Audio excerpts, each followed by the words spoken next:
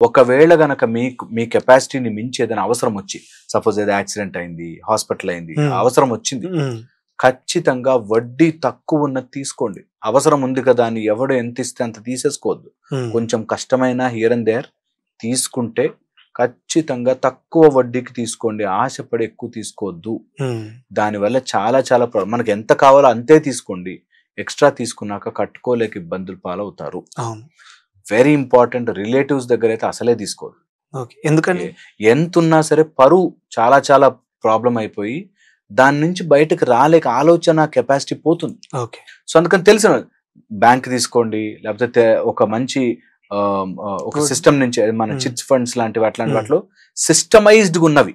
అంతేగాని డైరెక్ట్ గా తెలిసిన వాళ్ళని తీసుకుంటే కట్టకపోతే చులకనైపోతాం.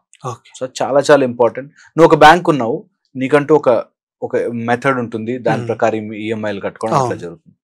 లేకపోతే చాలా ప్రాబ్లమ్స్. మేము ఫ్యామిలీలో అప్పులు తీసుకుని వాళ్ళ తర్వాత చాలా చులకనైపోయి చాలా వీక్ అయిపోయిన వాళ్ళు లైఫ్ టైం వాళ్ళు నేను అప్పుడు ఇచ్చినా కాబట్టి బాగుపడ్డాడు రా, అప్పుడు ఇచ్చినా కాబట్టి బాగుపడ్డాడు రా అని చాలా మంది అంటారు.